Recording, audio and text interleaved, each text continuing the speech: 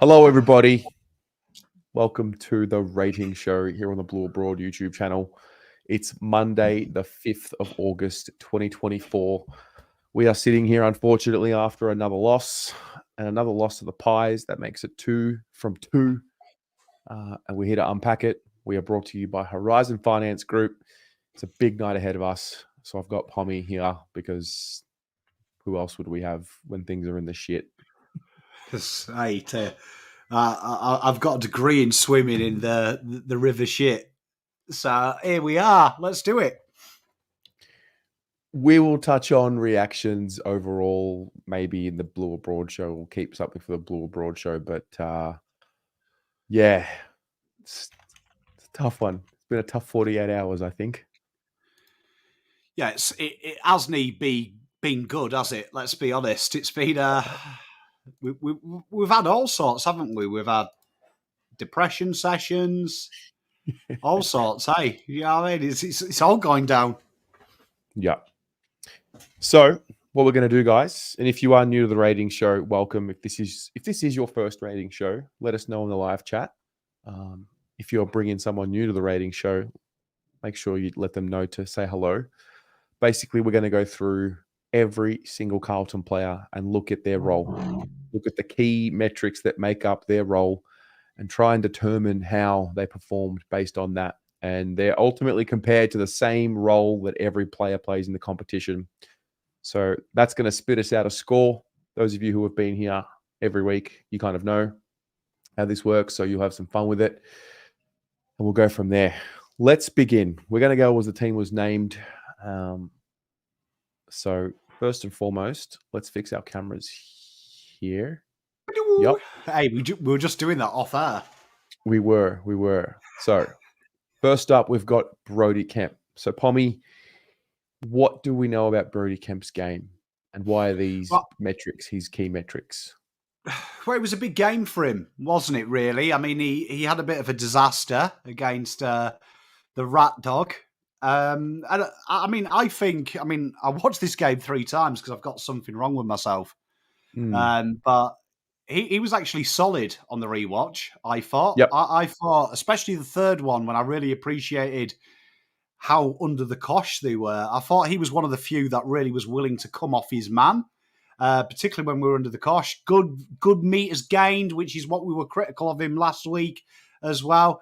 Made himself available, really attacked that wing really hard as well, as Carlton looked to gain some ascendancy, and didn't lose a one-on-one as well, which I thought was really good for him. One of them one-on-ones was against Will Hoskin-Elliott as well. When he rubbed forward, he was giving everyone a little bit of a bother, and he met the task really well. So this was a good game for Brodie. He really needed this. And one of the positives, he had a big one. He had a big one, so lots of confidence. I'm glad that they didn't drop him. I know that last week he struggled a bit in certain moments, and I'm glad they stuck with him. And I'm glad that he started the game as strongly as he did and just set the tone. And I hope it is the beginning of another patch of confidence for him, because we're sure as hell going to need as much of it as possible. Spot on, mate. So he gets a 7 for his game, Brodie Kemp. And we're going to move along. We're going to go to Mr. Wiedering. He was this week's doing a bit player, and he sure as hell was doing more than a bit. What do you think?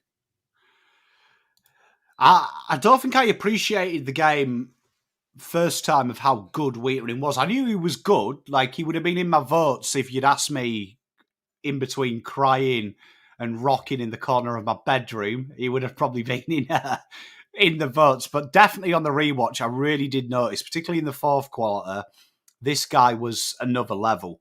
Yep. He was another level. When everyone started to go a little bit biscuit-arsed, he took the game on, and that fourth quarter, 3 intercept marks in the fourth. As we were trying to get back in the game, this guy was in another level. The 1%ers, as you'd expect from Wiedering, he often leads that start. He's done that again. But real impressive to see the more offensive Jacob Wiedering. In a game, I thought both key defenders that have a lot of spotlight on them, Darcy Moore and Jacob Wiedering, I think they both really did showcase how good they are when they do what they do. And I thought he was a cut above the rest at the end of the game. Yeah. He's quietly my best on. No, he truly was. He ended up getting one of 3 Carlton players to get a coach's vote, along with Cripps and George Hewitt, I think it was. When I watched the replay, I felt more empowered by his game than when I was at the game, and I felt pretty empowered by him. I've got this thing that I do lately with my brother. Well, he started it. Every time Jacob Wiedering does something or marks the ball, he says to me, he says like, oh, he's so good for mental health. I think that's a nice way to sum up Jacob Wiedering. And I also think he holds the key in many respects more than what we think. The passage of play with 12 minutes, 22 to go in the fourth. Pennebury's kicked it. He intercept marks. He hesitates for a split second. Option's not on through the corridor. So he goes back down the line, lands in front of Pennebury. Harry spills it. Ball gets out to Jeremy Howe, who kicks it right back down the same wing. This time Wiedering intercepts it with the one-handed mark, but then takes the kick, hits up Blake Acres, who hits up Jack Martin, who hits up Owies, who ends up missing, funnily enough, or not making the distance. But I do think that was the moment I pinpointed in the fourth when we actually just let go of everything.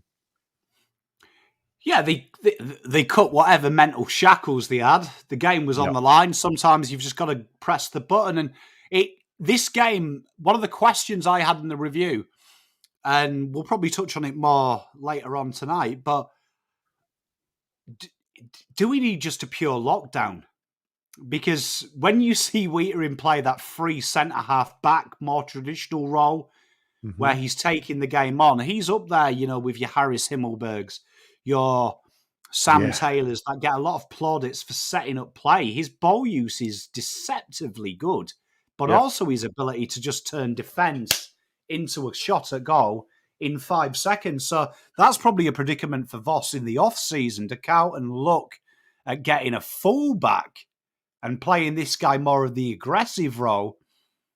Could be a little avenue here. We saw Jeremy McGovern before his big injury make that change, and he went from strength to strength.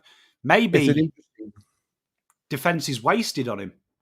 No, it's an interesting point. I did feel that was something that we would turn with Jacob Wiedering, we would turn to in the second half of his career. But I mean, he's just so good one-on-one, isn't he?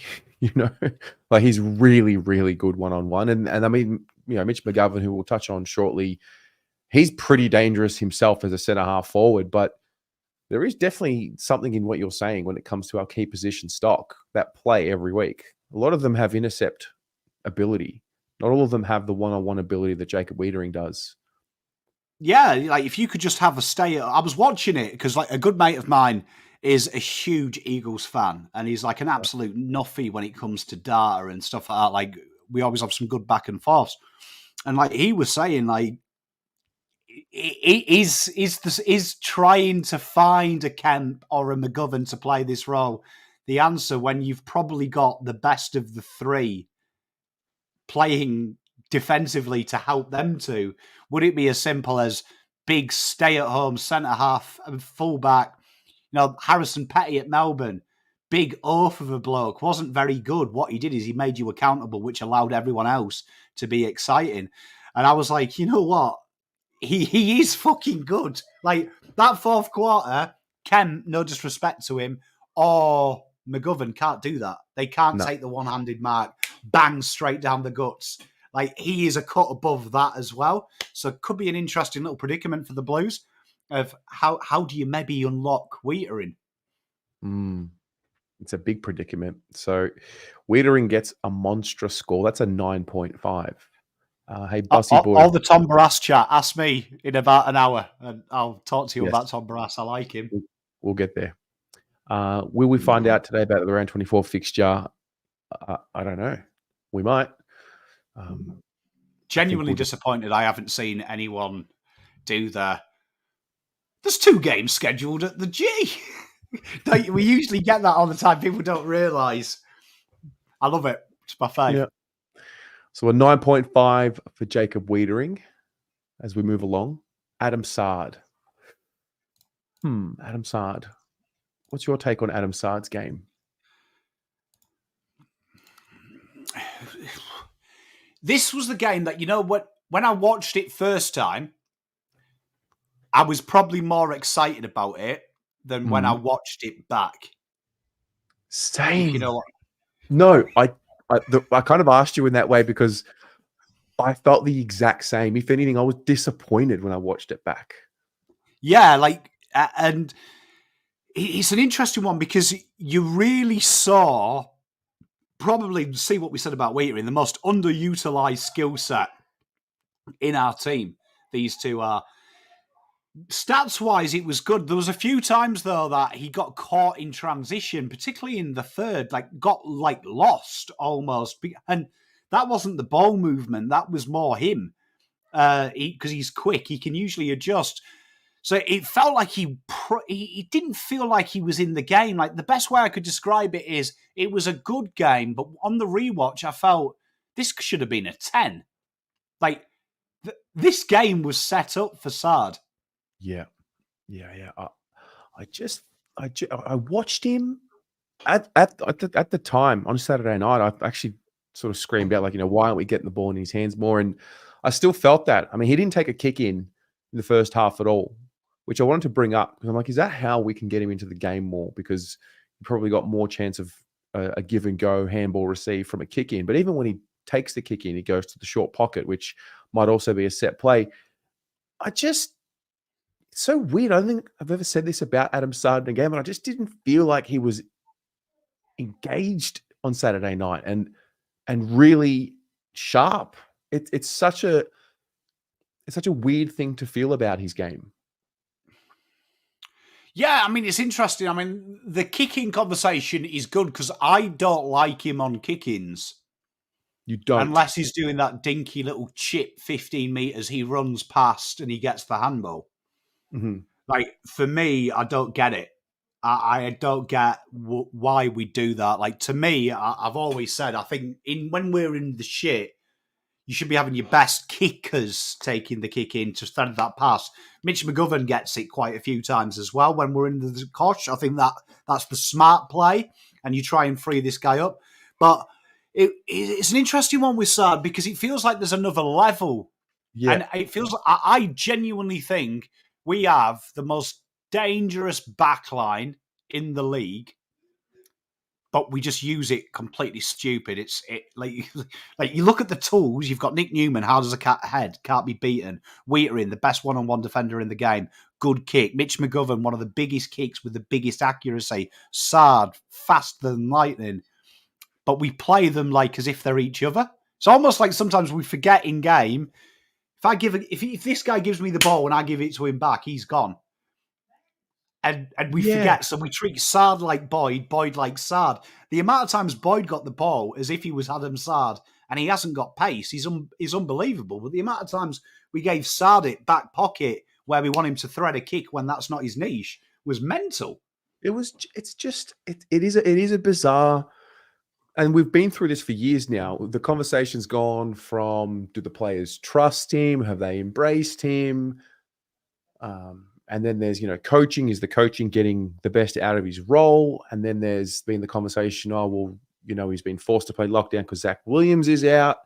But then we've seen the emergence of Jordan Boyd and Chincotta, who can play lockdown and doesn't allow we don't have to have Sard playing as much of a lockdown. And I just maybe I'm seeing things, maybe you're seeing things, but I really feel there is something we haven't unlocked yet with him. And I don't understand what it is. Smashes it so hard on the fucking head, it gives me a migraine. He's I mean this in a nice way, but he's a one-trick pony. His biggest skill set is the ball in hand in motion. Yeah. And honestly, it's bizarre. It's bizarre. Like, I want to see him. But the it goes best both example I ways. can give you, Dan Houston. Mm. Watch Dan Houston, how they unlock him. Like, that should be the benchmark for us. It goes both ways because he's obviously got to work for it. But I mean, I do remember a lot of times in Saad's time with us where he has worked hard for the ball and has been burnt. So maybe he's just given up on trying. Fucking better not have done. Yeah. Don't say that, Terry. It's like, how many times can you get burnt before I get the point? You're not interested in me, you know? And the data backs Terry and me up, right, with how he played, because this was actually a 10 for his role. So very interesting. There was 3 passages of play. His ball was on the ground and he overran it, which became goals. So all the punishment this week, and it's very rare you see this, where statistically they are a 9-10, but it's individual errors that have killed the rating. So that's very rare to see. So yeah, sometimes eyes and data are brother and sister. And this time, Terry, they were. Look, he's going to be fine. I do believe he's got too much ability to not be fine. I guess it just stands out when he's not as sharp, because the thing about Saad is he's so sharp and laser focused, and he does when do you see him over on a footy, or when do you see him slip over? He's always got his timing on point. So I don't know. Still was solid enough to get a 7, so it couldn't have been that bad. Let's move along. George Hewitt. Named at halfback in Voss's updated team lineup just to tease us. Yes. It was, one of a couple of players who you definitely walk off away from that thinking he was important. He's been pretty solid since he's come back into the side, hasn't he? He has, yeah. And Matty makes a comment. Data can't cover team desperation. Well, it can.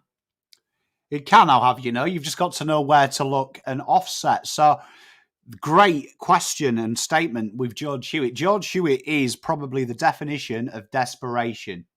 And fuck me, can't believe this guy got dropped for 2 weeks. I'll tell you what, if Michael Voss is in between Kennedy and Hewitt, fuck me. Jesus, give up, Mr. Michael Voss. This guy here has to be wedged in. 20 contested possessions. Not very often you see Mr. Cripps beaten in this department. This guy was a one-ball wrecking machine at times. In the fourth quarter, when Cripps came alive, the other 3 quarters, George Hewitt was a one-man rocking band versus Dacos and Pendlebury at times. And it was interesting. He played on Dacos, and Dacos got a lot of the ball and had an incredible game. One thing Carlton didn't get battered in, which we have done for the last couple of weeks, was scores through the corridor of stoppage. And that was mainly down to this man. His score involvement's understated. And this is, I would say that he's probably the most improved player on our list with adding this dimension. When people call him a CDM in soccer, the defensive guy, I call him Rodri. I mean it with compliment because of what he can do offensively as well. His offensive chains are brilliant. And one of the few players who have played over the last 2 weeks when our stoppage has been at its worst has still remembered sometimes the smartest players handball it out of traffic and hit a runner. And his uncanny ability at doing the basics actually hurts when you watch it again. I was literally just about to say, isn't it funny what happens when you consistently do the basics over a long period of time? The other thing I noticed about Hewitt, even on Saturday night, he was one of the few that there was no hesitation with what he did. He was so sure of what he was doing. Everything he did had he did it with conviction. There wasn't any hesitation. We'll touch on Kennedy shortly as well, because I think he has that trait.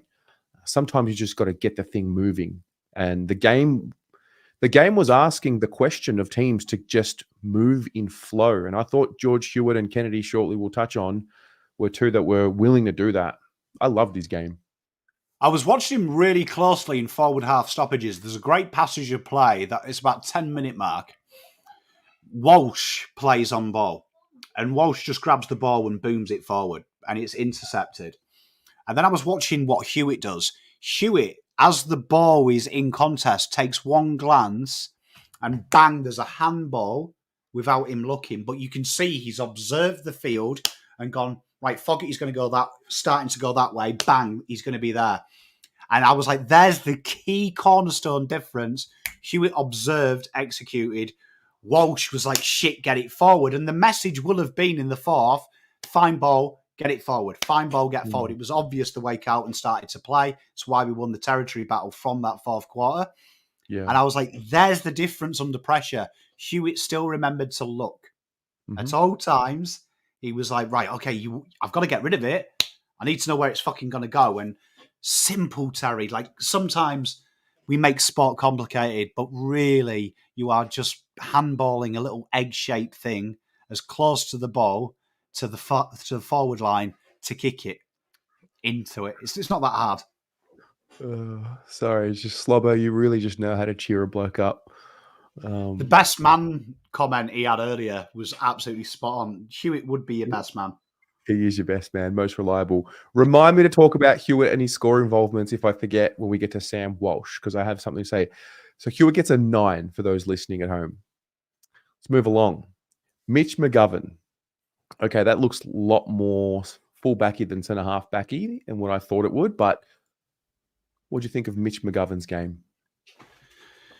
Yeah, so it definitely, without a shadow of a doubt, until Carlton changed the plan, Mitch McGovern and Wheater are your number 1 and 2 key position defenders. And I would even say, even if Marchbank, God bless him, was 100% fit, I can't see it changing. To be honest, I think what Mitch McGovern has worked on over the last 2 years, his ability one-on-one is incredible. Like, you can see he has soaked the knowledge from Wheater because of how he holds his body against particularly bigger players. When they floated Mason Cox against him, there's about 2 meters between them. How he uses his body, because no disrespect to Mason Cox, he's big, but I wouldn't say he's particularly uses his height incredibly well. As Nick Newman ragdolled the guy, like that's kind of embarrassing, like being dropped by someone 5 foot. But he's so clever with it. Like, and one thing that Mitch McGovern does that no one will pick up on is he's one of the few players in Carlton's team, and I'm including the forwards here, that when the ball is in contest, he has awareness of where his man is coming to the contest and just subtly checks the run, engages early, just to slow that person down. Now, you're almost on the borderline there of legality because it's blocking. But how he does it is such a way that it becomes the contest early enough that takes him out of the contest. And it's genius at times. It's genius. Big thing with him, though, and this is something that pisses me off about Mitch, 5 intercept marks. He had 11 opportunities. And this guy's ability at taking hard ones is amazing, but easy ones, I've never seen someone fumble when he gets the lead. Like, it's crazy. You watch Mitch, he's 4 people on him, bang, he'll take the mark. 1-on-1, he gets in front, it's an easy little mark, and he'll spill it. I have no idea how he does it. I'd love to sit him down, have a beer, and go, that's probably harder to do than what you just actually did. Yeah. He was definitely up for it. I don't remember the last time I saw him jump that high as well. He really went for that screamer in, I think it was the second quarter. No, it was the first where he landed on his head. He was really up for it. So in an ideal world, what we're seeing here with his heat map, is that where we want to see Mitch? Is this getting the best out of him? Well, I mean, for those who were beautiful and supported me on Pies Footy when I went onto the Rival channel, talked about Darcy Moore. I see a little bit of Darcy Moore in him. And what I said about Darcy Moore is the last thing you want him to do is be a key defender, right? 1-on-1. Yeah. You want him to be loose. You want him to be free. And you want him to attack. I think that's how you use Mitch McGovern. You want him to be free and you want him to work in them pockets of space. Because them pocket space are between a full forwards run and a centre-half forwards run. And it's like the corridor of uncertainty. And when you watch him, he hits it. And that's where them 5 intercept marks go. That's the way. I mean, in an ideal world, we have like a 6'8" juggernaut and we play him as the third. But with our list makeup, would you trust Sam Durden? Would you trust? I mean, no. Lewis Young, God bless him. It's got to be Mitch. It's the elephant in the room, but honestly, we can't worry. It's an October-November conversation, let's be honest. But I'm already starting to pick up on a theme in this show tonight, and that is, Kemp's strength is his interceptability. McGovern's strength is his interceptive ability. Wiedering can do both. And because he can do both, he falls into this one-on-one category. Yeah, I mean, let's talk about that elephant in the room as well. The missed set shot. Like, I'm genuinely disappointed with Carlton fans because I feel like we've done this long enough that anything that you maybe weren't educated on, we've maybe helped you educate it. Can't blame him. Like if I was picking a player for a set shot for my life, it would probably be Mitch McGovern anyway. I reckon this is the pub conversation or home conversation or conversation that you meet a random in the street and we all say Mitch McGovern is the player we want taking that kick. Yeah, this is a barroom conversation. Do you know what I mean? You have it in England. Who you pick in for a penalty? Do you know what I mean? And it's always a great little argument with it. Like, I mean, the guy. I mean, the only thing I can assume, do you know what I mean, is like the runner came out and spoke to him. Like maybe Voss said, "Can you tell Mitch he's Tony Lockett?" And it got lost in concentration, and they said Polly Pocket. And that's why he kicked like that? I don't know. God bless him. But, I mean, you can't blame me. I mean, at the end of the day, when it comes down to a kick, you've got to start looking at other stuff. So for me, like, look at Motlop. That was inexcusable, that miss. Look at Harry. If you're looking for one moment, that's a big thing. But I did see a lot of posts at the end of the game, and I'm sure you've seen it, Terry, that some of them were saying, he should have kicked that. But, I mean, you'd back him to do it, wouldn't you? I would. Yeah. I mean, my reaction was crippers. When I saw he was about to take the set shot, part of me was like, yes! Same, mate. The only one! I had Chris in one arm. I had Steph in the other. I was in between them. And I'm like, kids, this is it. Like, get ready. We we're arm in arm. I'm like, this is it. And I was certain when I saw the footage of Cripps and his body language too, I'm like, yeah, I felt that. I absolutely felt that. And I mean, he shanked the fuck out of it. Let's be honest. Didn't even give it a chance. Whatever. It was what it was. Yeah, I mean, and people saying if he was hurt, he shouldn't have done it. But like 2 weeks ago, Mackay, he should have come off the ground. He didn't want to because he cares. He wants to do it. Yeah. And you know what? Commendable. As a POM, right? As a POM, I've seen a lot of people miss penalties, our version of that, right? And you know what? The hardest thing to do is fucking come back from it. But having the balls to take it turns me on. That takes big cojones. It'll be reap, Mitch. Does the fact that we had the chance to win it and we lost it on our own boot, so to speak, and I know that we lost it earlier in the game in certain moments that we'll touch on, does that make it any easier at all? Not really. I mean, I think if we're honest, I think that performance was so piss at times. Yeah. That had he kicked it, I think it maybe would have papered over the cracks. Good word. It's actually perfect. It was piss at times. It was piss at times. And like it's gutted to miss that way. But the way I look at it, like, look, what, 1 goal late, like Peter says, that's a problem. Yeah. Charlie, God knows what he was fucking doing. Harry bloody went full Jimmy Hoffa for a half. Mark Pitternet forgetting he's 9'8". Do you know what I mean? Like there's a lot. If we were going to play the game, Tom, you've got to blame someone for the loss. Mitch is probably somewhere between the tees made and the grass cutter at fucking Prince's Park in Tom's rankings. 100%. So he gets an 8 for his game. Then we move on to Nick Newman. Oof, it's a lit up heat map. 6 ground balls, 12 marks, 4 intercept possessions, and 503 meters gained. This is kind of what we forecast last week, wasn't it? Yeah. What can we say? Okay, I'll edit it. So a bit of feedback about Nick Newman. Monotony. I'm going to go with monotony ensues with Nick Newman. It is obvious what he's going to do.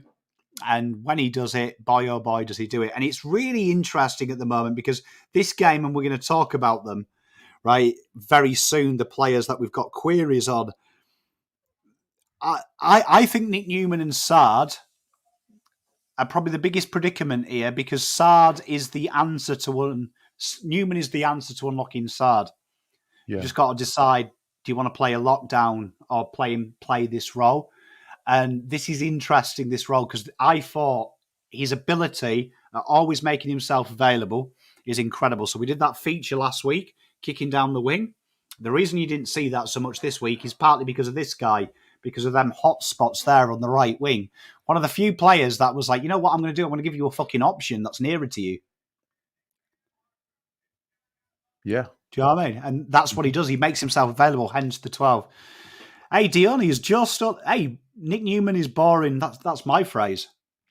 Patented. Yeah. Joe He's not owes me boring. $5 every time he said that. He's not boring. He's consistent. He and George Hewitt share a very similar trait. They do the basics and the fundamentals very well a lot of the time, if not most of the time. So when Cowan comes out of the side, we actually spoke about this last week. When Cowan comes out of the side, Newman comes into the side and assumes Cowan's role. Is that something you think is going to stick? Or do you think we're going to bring Cowan back in to potentially unlock Sard? Or is there no unlocking of Sard and it's just this is the back 6 and 7 and figure it out? No, I think the wonderful thing about Newman is a bit like Hewitt. You can make him do anything he needs to. Yeah. So I think that gives you the versatility. I do think Carlton maybe play one too many players. I'm going to come on into him in a bit, but I did watch this game and I just was like, why are you there? Because it's not being used. And Carlton have got to, I think, look, do you want to be a running team off halfback? Do you want to be a kicking team? Because at the moment, I feel like Voss has got 6 eggs in one basket and he's made an omelette and just lobbed that in the other basket. Yeah, I like that. So an 8.5 from Newman. Dione, you said something in the chat that I've also noticed as well. She said here, so looking at the ratings, the backline's clearly not the problem. Let's just see the rest. I want to see the context, but I feel the same. And I felt the same on Saturday night. Oh, interesting. Blake Acres with a big schlong down the spine of the MCG. What's going on here? Yeah, so I mean, it was interesting because there's a player that had his best game for the football club this week statistically, and there is a big reason which we're probably never going to see again, but it did validate everything we've been saying about young Ollie. Give him the fucking role when he got the role when he did it, and Acres incredible, and I can't explain this. So this is the first ones of Pom's what the fuck Voss. This role you've seen before. Orazio Fantasia. Acres became Fantasia, and the difference, 15.7 kilometres ran. Orazio, God bless him, can't do that. And you can see a bit of a depreciation of what we usually see, but you can see this was a real answer to opposition playing the extra around stoppage and also floating an extra through the midfield to cut Carlton's corridor off. This was a big game for Acres, and he probably did it. Is that the answer to the wing? I do not know, but you want him more as the outlet ball, let's be honest, because I felt Carlton missed that defending transition. Are you saying that this is a plan B? I think people are very naive if they think that Voss isn't in the coaching box and he's got A, B, C, D, and E. The execution of A, B, D, and C, and E are probably queried, but I mean, he hasn't got there by luck. It's an interesting one, this one, though, because there's kind of merit to this role because it frees Ollie up. But we're going to come on to it. It created a huge fucking issue when Ollie wasn't doing Ollie things. And it exposed a few players that we've been talking about. Ollie protects. Right. Am I naive in thinking that this is also due to the fact that Chera had to go off the ground and this maybe was not part of the plan? 100%. I mean, Mm, you know what? Ironically, Voss wants the extra to Ichera. Could accidentally be the role because yeah.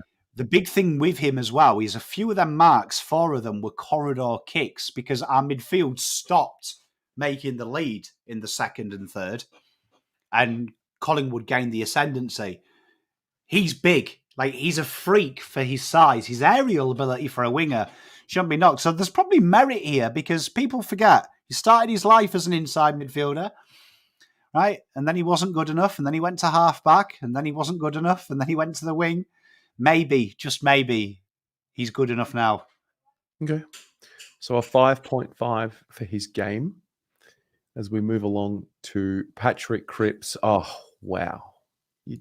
I'm not even looking at the stats. I literally look at the heat map and I'm like, well, we lost the game by a kick, obviously, but this is when he's at his best, when it looks like that. Patrick Crippenet, that heat map is. I looked at it, and when I put these together, I was like, if I fucking put Pittenet's heat map there, then I saw the blue dots, and I was like, fuck me, he's never having that many touches in 10 games. But Patrick Cripps, what can we say about him? Sometimes cometh the moment, cometh the man. And he cameth, didn't he? Score involvement's really understated this, that one positive I can give you of the last 4 weeks is our midfielders are definitely finding ways to impact play. They're not kicking goals, but they are finding ways to get the ball forward. And this is, you need another, like the third rewatch, I was like, we need another Hewitt. Because you can't have another Cripps. They're as rare as rock and horse poo. You need another Hewitt. And then I was like, oh, fuck. We've got one. It's called Mark Kennedy. Someone should tell Voss. But this game was brilliant. He was everywhere. Everywhere he needed to be, he was there. And when we needed someone to rise, him and Wheater, thankfully, our leaders just stood up. And it was a shame this week. Probably some more should have come with him. Some what, sorry? Some more should have come with him. Yeah. Look, the goal in the third quarter, we were... was it in the second quarter? No, it was in the third. I didn't realize how much Collingwood had taken the game off of us in the second and third quarter until I watched the replay. We had moments where we came back into the contest, but ultimately it was really getting away from us. It's a special game. He was awarded 9 coaches' votes, so I reckon there's at least 1 or 2 Brownlow votes, if not 3 on this game as well. And we're not playing for the Brownlow, but I mean, we're invested in the Brownlow story because he's every shot. But more importantly, when are we going to get more standing up around him? That's the most important part. Yeah, and I mean, we can only judge him on what he does. I don't think it's a surprise. I think Cripps, Pendlebury, Dacos, and Hewitt were definitely the 3 that stood out throughout the game. And Cripps just, fuck, I mean, ever since his milestone game, he's had flashbacks to 2018, hasn't he? Poor guy. This is the Cripper reminiscent tour. Well, we'll pass these days. So a 9 for Patrick Cripps, a 9 for 9.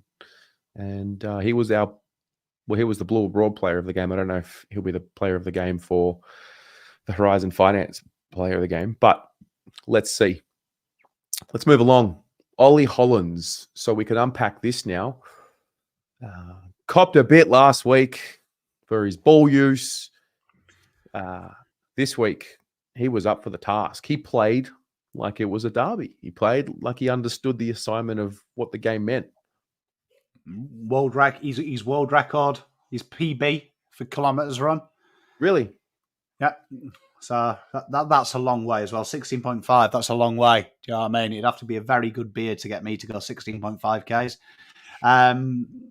Playing that more defensive role, but being given realms to play, to kick it inside, then get the ball back. Him and Elijah were really spectacular as well, the way they tried to create width for the Blues.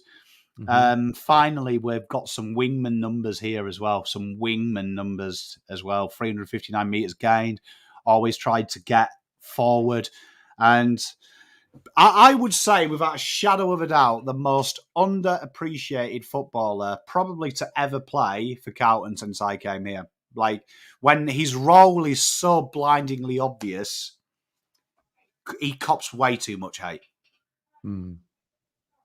Well, look, it was a I don't know how to phrase it other than it was a big boy performance. Like he really stepped in and elevated on Saturday night. He was not overawed by the occasion at all. If anything, he seemed to really relish it. There were a number of contests where like he took the collision. He knew the collision was coming. I mean Adam Sard tried to do a little dinky kick in the first half when De Goey was there and like completely missed it. And then you've got young Ollie Hollands with, the inexperience that he has. And, he's obviously got a bit of strength to come onto his frame when it gets there. He was not afraid to take a hit in this game. You can't teach bravery. Yeah. You're either brave or you're a coward. There's no in between. Guy's brave, man. Guy's brave. And I think the big thing as well, like the big thing that annoys me is people have been trying to get Bins in and drop him. The biggest disrespect I can see is, to me, that's like saying drop Cripps, play Will Hayes. Like another level. You're talking another level. Like Bins will never reach this level. Never will we reach this level of the ability to take and work hard for his team. Like this guy here is the glue that holds it all together. I love the guy. Well played, mate, because that's the way you get respect. You should have respect from the Carlton faithful. Everyone should respect him because he put his dick on the line against one of the toughest working midfields in the league. And they look to expose players. Mate, he learned. Got some lessons from Still Sidebottom in the past on that wing. So it was good. I was just happy for him. I'm happy that he's... They looked to target him. Collingwood are very clever. They looked to target players. And they tried to target Ollie. And ironically, Will Hoskin-Elliott went forward because of Ollie, because Ollie was torching him in that first quarter. Yeah. It backfired on us because Will Hoskin-Elliott had a fucking good game in the forward line part. Well done, Ollie. Well done. 7.5. Well done, young man. Oh, Gokhan. The goal, bruh. Oh, the goal. You know what? You're right. Let's face. Rewind it for a moment. Hold up. Yeah. Took the moment. You're right. The goal. How are we overlooking the goal? Did you know the beautiful thing when he's running as well, and he does that? He reminded me of Mark Murphy. That little stutter step as he slows his momentum down, so his feet are in the perfect position for him to run through and kick it. That turned me on. Because that was premeditated. You could see his brain engage. I'm going too quick to kick this on the run. I just need to shimmy a little bit, set myself straight through. The fact he turned before the ball even went through, that turned me on. Bit of arrogance. Celebration was okay. Yeah. All there. Someone's got a bookmark. I don't know if you can bookmark videos, but it's very early in his career. I just get 300 plus gamer type vibes about him. I really do. Like just a guy that, I don't know. It's Simo. It's early Simo. Fuck yeah. Kate Simpson. Ollie, get the long shirt on this weekend, baby. Get the long sleeves on. Ollie's got a sleeve. Got a sleeve. Yeah, honestly, I want to see Ollie big long sleeves this week. Yeah. Hey, Chris Langy. Lang. Good to see you, mate. Best content on AFL YouTube. Thanks, lads. Thanks, mate. Well, I'm glad someone said it. We won't tell you that, but we'll let you guys decide what you enjoy. Are we the best duo on YouTube? We're in the top one. True. It's a good question. All I'll say is, look, I was watching the Wattle Park game the other day. Yeah. And Coco and Caden were together, and I just heard people saying, "Who are you? Who are you?" Never say that to you and me. True. Never say that to you and me. We are. Yeah, you can't compare us, mate. It was Kobe and Shaq, Cripper and Walsh, just Tez and Pom, mate. Yeah, do you know what? Ollie and Lidge. Ollie and Lidge. Hey, speaking of Lidge, this is there's a bit in this role, but loves the bright lights, loves the MCG, and he's not afraid to take a moment, is he? This guy, honest, stay tuned to the Pommy and Oz channel. There's something special about Lidge. I needed to cheer myself up. There's way too much negativity. I went to a dark place, and you know what Pom does. When he's in a dark place, he's got to get really fucking excited about something. So I did a video on my Lidgy, because Lidgy is one of the few things that makes me happy anymore.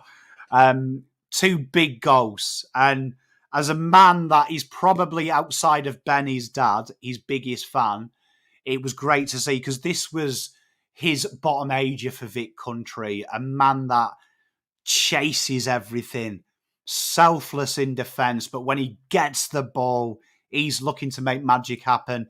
In a game where our forwards decided to down tools and have a week off, 2 marks inside 50 to joint lead the team, for a guy that's not incredibly tall, showcased why he didn't play an iota of junior football and still was in the top 7 talents, right? Yeah. Absolute incredible player. His ability to hit targets, his ability to bring players in. One thing that turns me on as well is he's probably the only player in the midfield and forward line who has this knowledge. You don't have to go forward. He always looks for that dinky switch. So if you look before Ollie kicked that goal, there was that passage of play. He tried to tee Ollie up. He saw Ollie go one out, and he darts, cuts back inside. Pendlebury's wrong-footed, which is hard to do, wrong-foot Pendlebury. And then he tries to dart one to Ollie, and it gets cut off, just undercooks the kick. But that kind of vision there, I'm telling you right now, the secret from Carlton being okay to winning a flag, you're looking at him, Elijah Hollands. I'm telling you now, I made a big call, because it was 2 years to the day Charlie made his debut, and I came on this show and said he'll win the fucking Coleman next year. Big call time. All Australian, 30-plus goal-kicking midfielder, Elijah Hollands next year. Bookmark that. I like it. Yeah, he's got Charlie's kind of got the ability as well.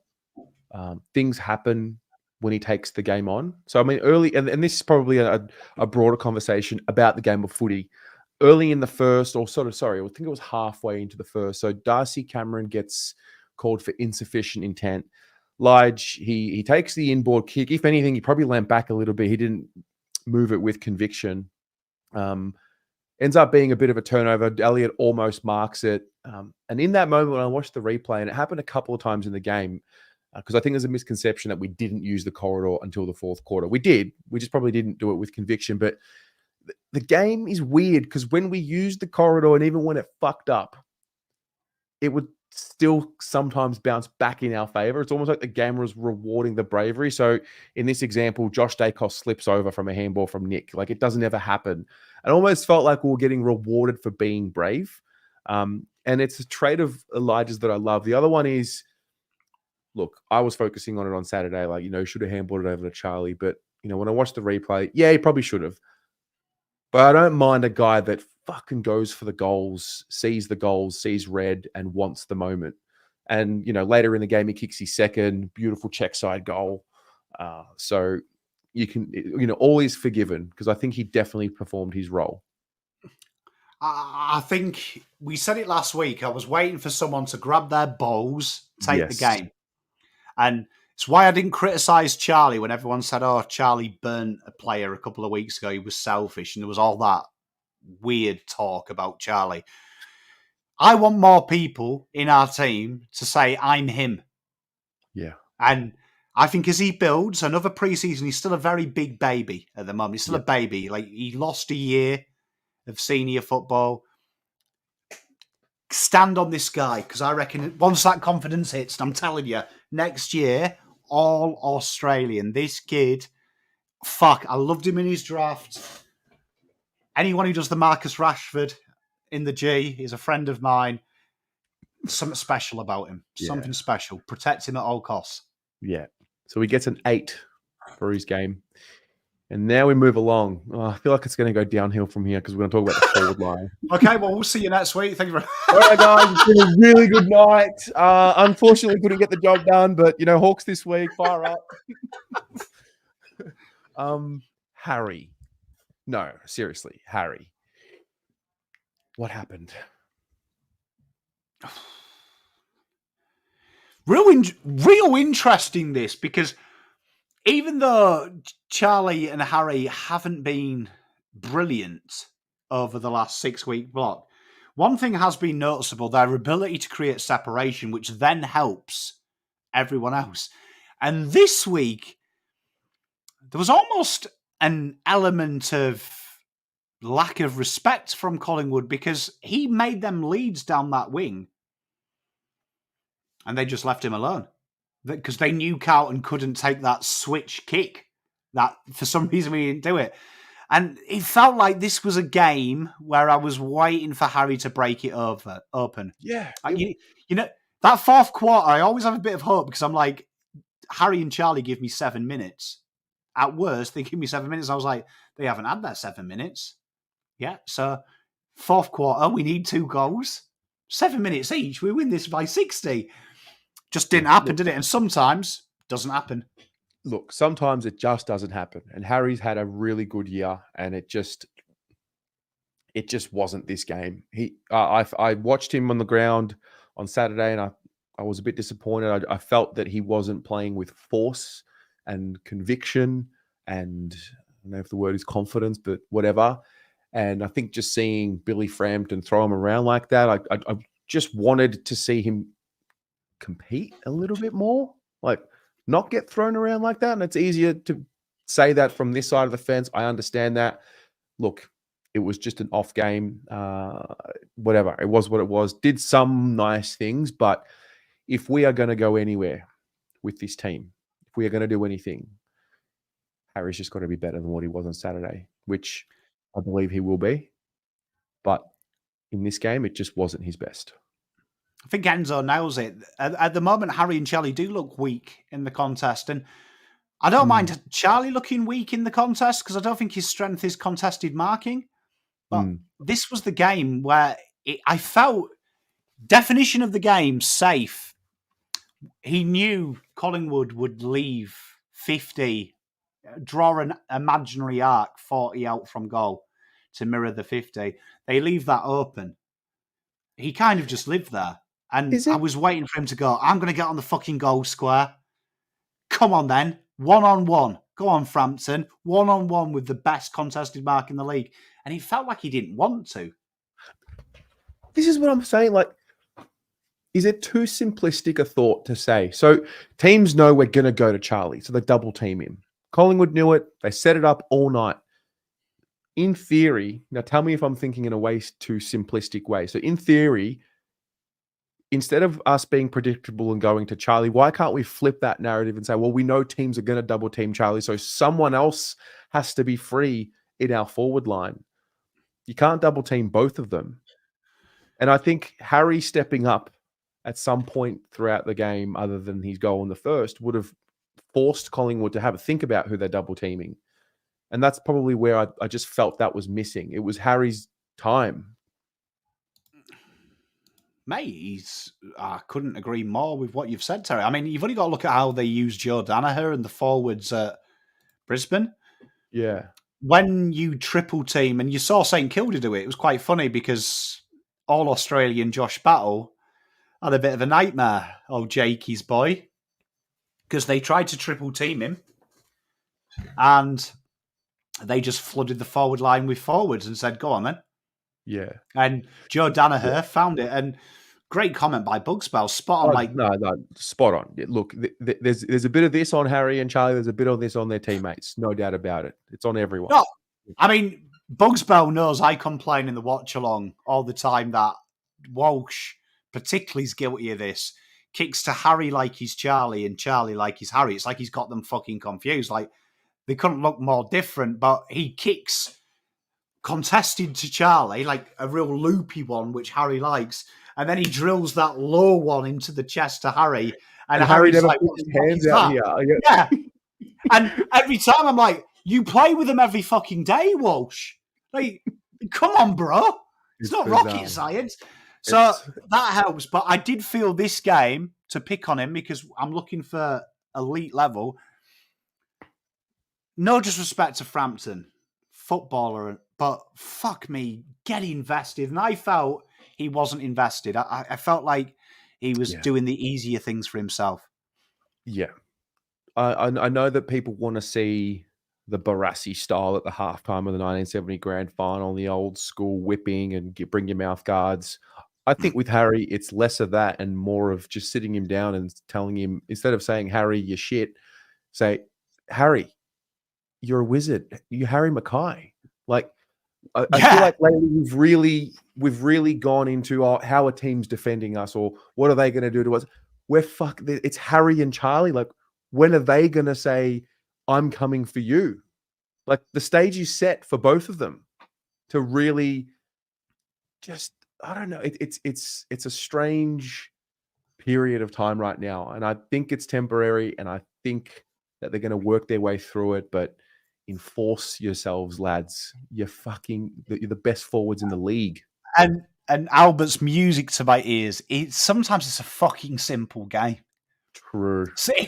Like sometimes it's overcomplicated. Like just fucking beat your opposite man and you're all right. You do that 10 out of 18 times, you probably win the game. Like I'm with you. I watched Brisbane this week. It was fascinating though. Oscar McInerney, they threw Wilmot up there and they started them all out of the goal square and they ran separate ways because St Kilda are probably the best at playing negative football and they just quad teamed Joe Danaher. And it was fascinating that they made that change. And I was thinking, if I'm Voss, I'm watching this and going, right, when it happens again and we're triple teamed, I'm going to start them out of the square because Brisbane were doing what we did, long bombs in.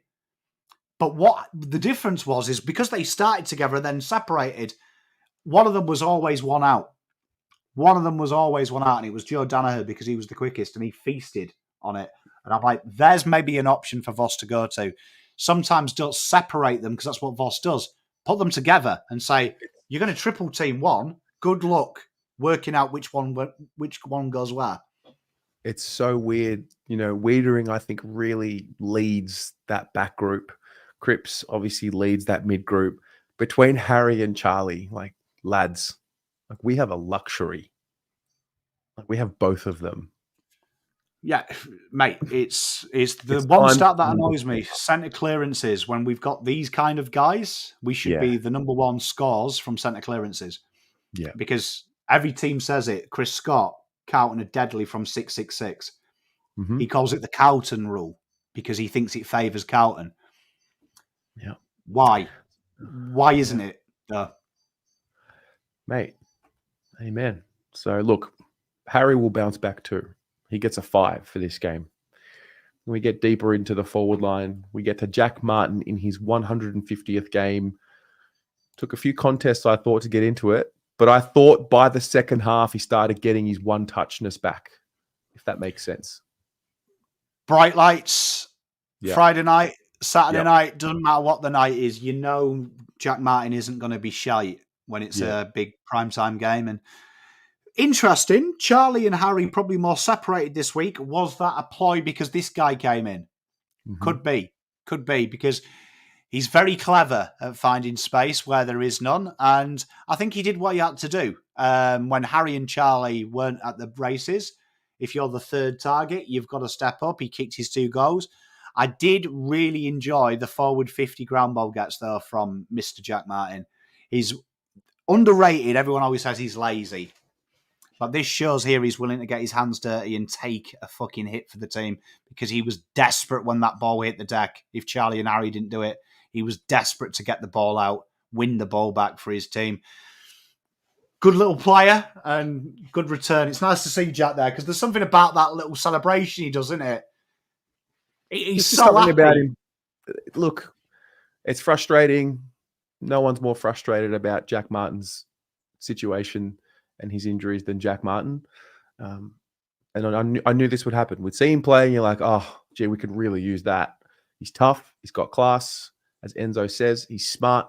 And yeah, I thought we really started finding his touch, especially that second half. So hopefully now he just stays healthy and doesn't leave the team for the rest of the year.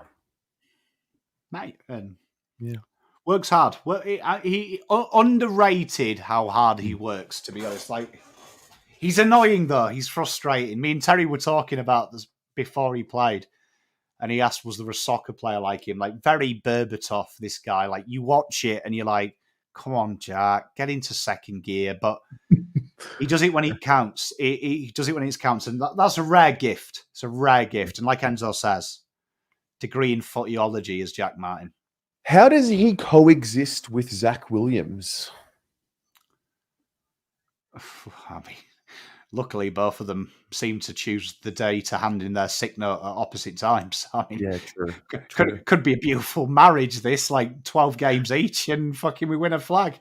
Yeah. Because I'm looking at it, I'm like, Jack, Zach, Fog, Owies, Motlop. It's like, what are we doing? If he's fit, I mean, if Zach Williams is fit, Jack Martin's fit. You've got Ashton as well, who's really coming on well. That work on the wing has really helped his elite fitness. We could go from having a shit medium forward line and a shit small forward line to one of the strongest in the league. Because suddenly then Owies, Motlop have to perform every week. Ashton has to breathe fire down Zach. It's probably a real good thing. It's probably a really good thing. Like, it's probably ending their careers quicker, but probably a very good thing for the football club. But I love Jack Martin. There's something you can't hide is love for each other. Just watch when Jack Martin kicks a goal. Genuine, like, that isn't forced. That's genuine. Fuck yeah, Jack's on the board. Yeah. They love him. You can see they love Jack Martin. Yeah. So he gets a 7 this week. It's good to be talking about him again. Then we get to Lockie Fogarty. Quintessential Lockie Fogarty goals, both of them. Brilliant. The first one off the smother. Disappointed in this guy. Like, we build up his defence, and now he's taking the piss as a goal kicking forward, isn't he? Goal sneak. He's got bored of being the defensive one, and now he wants to be fucking the main man. And tell you what I love about Lockie is, see what we said about George Hewitt. There's a reason this guy's the best forward, because basics. Yeah, Jesse Motlop can dance and fuck you and turn you inside out. Yeah, Matty Owies, dead-eye dick.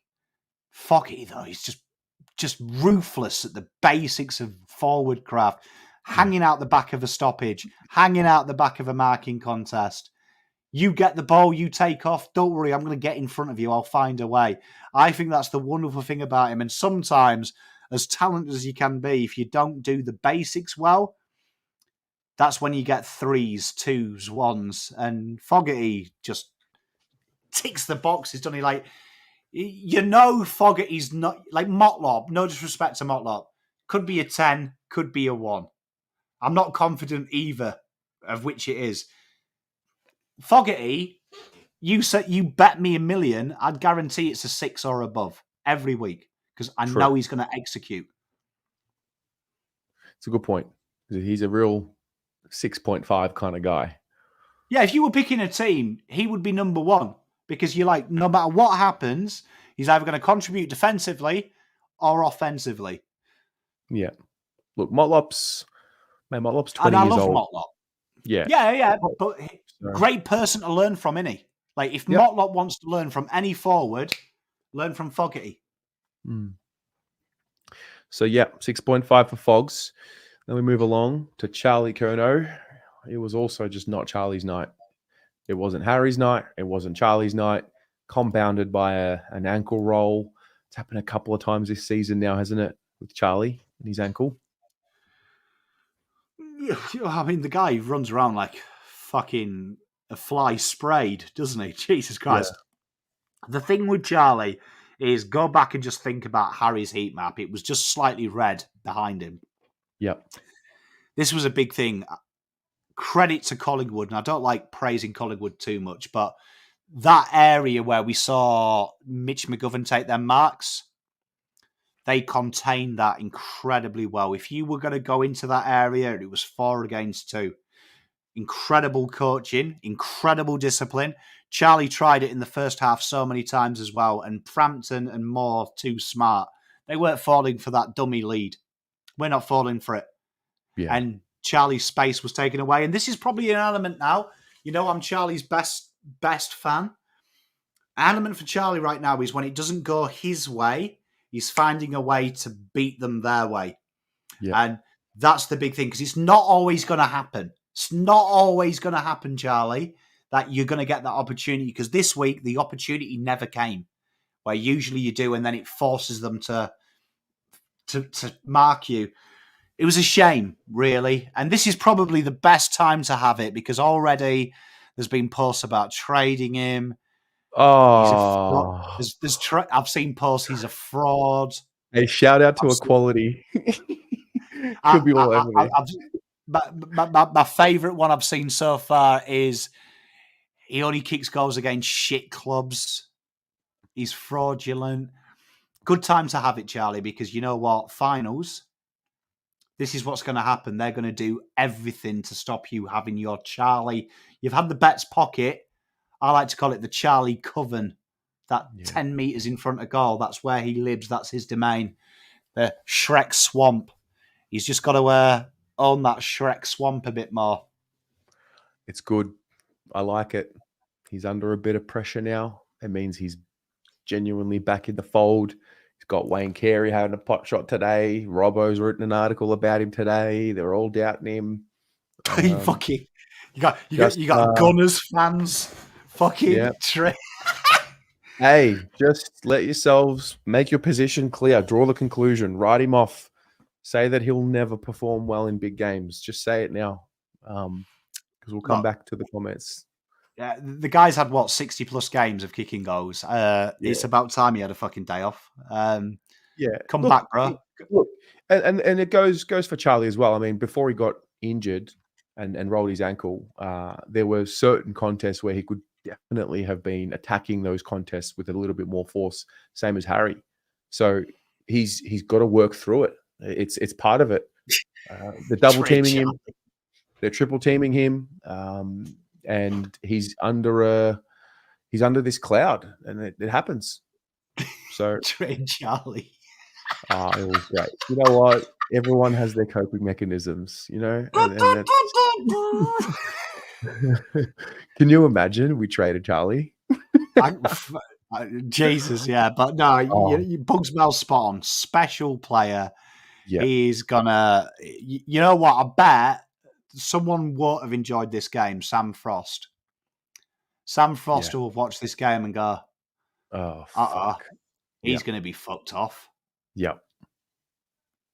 Yeah, that's a good point. Because everything comes in swings and roundabouts. So, yeah.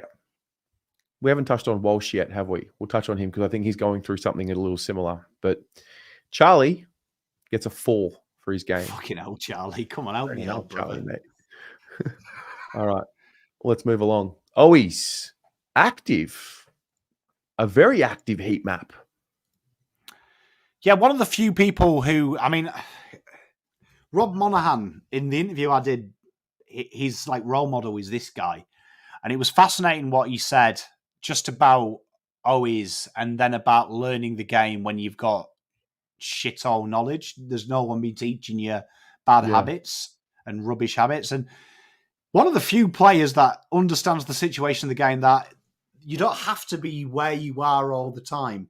Sometimes you can come off your position and try and help out. And Debbie's been saying it about 8 times with players. X, Y, Z needs help. Matty Owies is one of them players that will be very selfless and go, all right, this guy's come off his man. I'm going to go and slot in there and then back myself to get back should we lose the ball.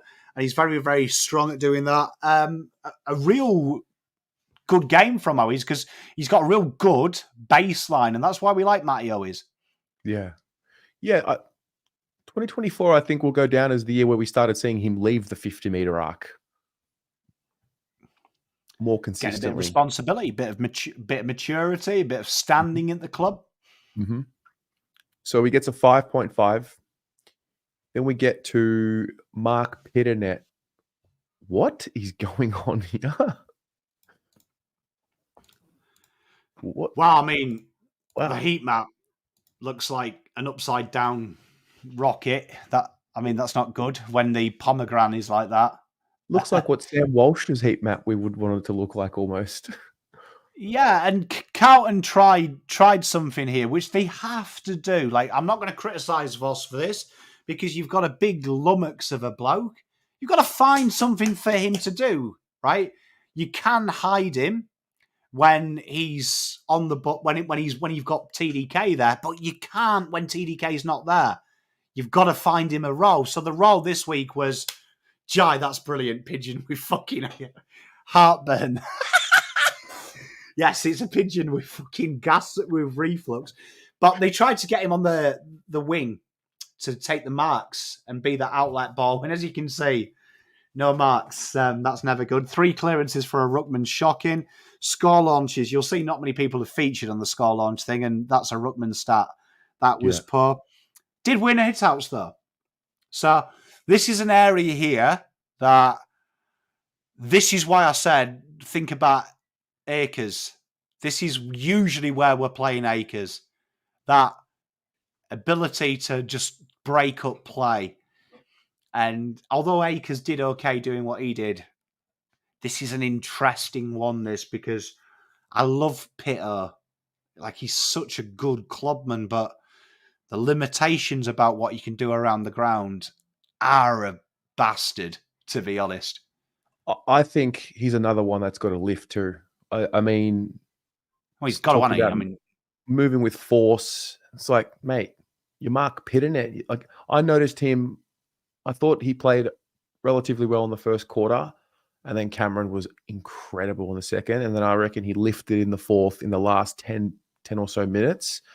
But then apart from that, I watched him and I'm like, he's so focused on where his opponent is as opposed to like sort of reacting to his opponent or direct opponent as opposed to wanting to stamp his authority. And the fire that he played with against the Giants, I think it might have been, that was an elevated version of him that I'd not seen before. So it's not like I haven't seen it from him. He's got it in him. But this one here on Saturday night, he did not play with that warrior spirit that I'm accustomed to seeing him play with. It reminded me very much of the VFL game. These two played 3 weeks ago. A couple of weeks ago, these two did. Mason Cox versus Mr. Pitternet, and Mason Cox baffed him. And I had a bit of hope going into this game because I was like, that'll probably sting a bit. That he'll probably be thinking, okay, you did it in a nothing game with 12 people watching here. I'm going to come out and do it. And he was like symbiotic of the club, of reactive. Because you go back and watch all of his hitouts in the second and third quarter, he was reacting to where they'd run through. There was a passage of play about 2 stoppages where he's actually pulled out of where he is in anticipation of someone running alongside him. And poor Cripper's there, and he looks up and Cameron and fucking Crisp are there to nail him. And it's kind of like Cripps is like, where's my big doorman-looking mate gone? What the fuck are you doing behind me? Like, it's them little things, and spot on. God made him big. Throw the fucking weight around, bro. Throw it around. Go and hurt someone, mate. Well, I mean, I think is Briggs the test case, or is it stop comparing yourself to someone else, turn off social media, and just focus on you and be you? You'd have to try some. I mean, if I was Cripps, I'd be going up to him and saying, fucking hell, man. I can't believe what Darcy Cameron said about your mum. Yeah. Like, fucking get him angry. You gotta get mean. You gotta get angry. Like, I would be spending all week saying, I went and had a beer with Sam Mitchell. You should hear the shit Lloyd Meek says about you, bro. Well, this week should be easy, right? Because it's like Hawthorn. Ex-club. Yeah, they got rid of you. 3 year away for a packet of chips. I'm not giving up on Pitternet yet, right? Nah. You are comparing Pitternet to TDK, which is fucking mindless. Do you know what I mean? Like, mindless. But he's got to bring something, and he's one of the many players we talked about tonight. It's not using their weapons. They're hosted at the moment. Like, Yeah. He should have nailed. Like, do you see that bit where he gets Newman? The next centre bounce, Pitternet should have been like, I'm going to fucking make an example of you, Yeah. picking on my mate. Well, it's a good point. Harry Mackay comes into the ruck for his first contest. Mason Cox reads the play, gives away a free kick because he puts his knee into his chest. Yeah. Like he was ready for it. Like that's the type of mentality we need from Big Pitt. So we've got no choice. This is it. I think he's capable. I really do believe he's capable. It's a mindset. Mate, he's done it before for us. But I agree with you. Just get a bit fucking angry, bro. Yeah. Headbutt someone. Do something. Pile drive someone. I don't care. Yeah. Yeah. Don't get suspended because then we're really fucked. But yeah. Saw someone say the other yesterday, oh, why don't we play Murkov? Yeah, that can't. But like, do you know what I mean? Like, he should have watched that bit because I mean, luckily, we've already taken the piss out of it. Newman won the fight between Cox, but that should have been like the engager for me for Pitt. Yeah. It should have been like, all right, you want to throw fucking and fight my little mates? Yeah, come and throw me around. He's just thrown you to the ground. Guess what I'm going to do to you now? You're going to fucking be my little brother all this game. And he just, like, at times he was like the fucking doorman at the Savoy. Yeah. Is the best way I could describe him.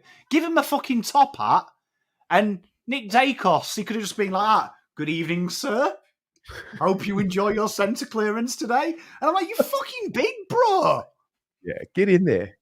Fire up, mate. So a 3.5 for Pitto. As we move along, we get to Sam Walsh. Okay. This is kind of what we wanted to see from a heat map. Right, Samuel Walsh. Where do we start? Right. Mr. Peter Walsh. This is one of them games where, for me, this was designed for you. Like, this game here, I don't want to be mean to Sam Walsh because he's an incredible footballer. And this game, his final score will reflect exactly how I feel about this game. These are the games here where someone of your level and your talent, you stamp your authority. You look across the park and you see Nick Dacos doing what he wants with the ball. Scott Pendlebury doing what you want with the ball. You're that ilk. You're that ilk. And positive, these meters gained. Fantastic. He got the mission. Get the ball moving forward. Look, though, and this is crept into Sam Walsh's game this year. It's very bang, go. Just throw it on the boot. Very Patrick Dangerfield of him. And we're not seeing him just try and find that time. And he gets the ball in time. And there was some wonderful passages to play. This isn't just him, where Hewitt's hit him out the back of a stoppage. Walsh has got himself clear. But I feel at the moment the plan to defend against Walsh, and I was watching it really carefully, is lulling into the contest. He can't help himself. There was a few times where he played him wide and where Nick Dacos is incredible at going, I ain't buying the bollocks. You go to the corridor, but I'm staying here. And then Nick Dacos was on his own. Walsh has got to be a little bit more disciplined in that. And this is high level criticism because he's a superstar. But there is another avenue to unlock. And you know who I'd love him to work with in the off-season? Who? Mark Murphy. Oh, yeah? How so? Because Mark Murphy's ability at just buying himself that one split second time. Because you've got to look here. I've seen people like jump to his defense on Twitter and going, oh, he's contested. And like, I'm like, please don't use my words. Because I always say contested ball, it's hard. You're going to have to rush kick it. I'm talking more when he's out in space and he can hear the footsteps behind him and he's not steadied himself like Ollie. Ollie steadied himself and made sure. He looked like he wanted to get it there and spend it before he earned it. Do you know what? And that's just the next level with him. The next layer to go to superstar elite is that. Do you know what you've just sort of unlocked in my mind? So Murph's ability, it was the footwork. It was the pitter-patter step. And he kind of did it in his first season, Walsh. Remember the goal against West Coast where he used his footwork to turn around, and then there was that famous, Sam Walsh and Damien Lights. Yeah, it's the footwork. Is he a bit sore? Probably. Is he banged up? Definitely. Has he been tagged a bit? Definitely. One thing about him, even in this quote unquote form slump over the last 5 or 6 weeks, whatever you want to call it, where he hasn't had a coach's vote, still getting his 30 odd. His defensive application can't be questioned. It's always there. And so sometimes you find out about someone when things aren't going their way. My instinct just says he's just got to work through it. It's, on the other side of this little slump is the next layer of him. I don't know. I'm really hopeful and positive with him because anyone who works hard like this, more times than not, gets through something like this. Like quality footballer. But at the moment, we're in Jack McRae territories. If he's finding a lot of ball, and it's not the end product, right? It's not the end product yet, but he's working hard, like instantly top echelon of footballers. We're talking about now the gap from being good to game-breakingly good, and we saw, and I keep harping on about this, the Brownlow year where he was up there on the wing, resting half forward, spurting through the midfield. I don't think I've ever seen a player work so hard to get free. And like you were saying about Mark Murphy, learn the dancing feet. Have you seen how he gets out of trouble? He's fascinating. Every time he got the ball, that one clearance is the most fascinating Sam Walsh thing ever. And I'd love to speak to the coaches of how they get around it. But he gets the ball and he just like a fucking figure of 8 motion to get free. And he's like twisting and turning. And I'm thinking, fucking hell, you've ran about a kilometre to buy yourself 2 seconds. And then I watched Pendlebury get the ball. And it's like he's doing the Casper slide. He just goes like that, buys himself the second, got rid of it. And I'm like, he's burning a lot of energy doing something that I think he can do. And I'd love to see us just work on that. This has been critical because I want him to be the best in the league. He's still honestly, man, one of the best. This is where we're in year. What is he? We're in year 6 of Sam Walsh. This is the first time I've seen this type of challenge in his career. So, mate, look, I'm here to win flags. Yeah. I ain't here to carry players so some old guy can tell me, oh, you should have seen Sam Walsh in 2024. I want everyone to be saying, fucking hell, Sam Walsh, he was one player. And I just feel there's something to unlock. Yeah. And totally. He's fucking good. 6.5 for Walsh.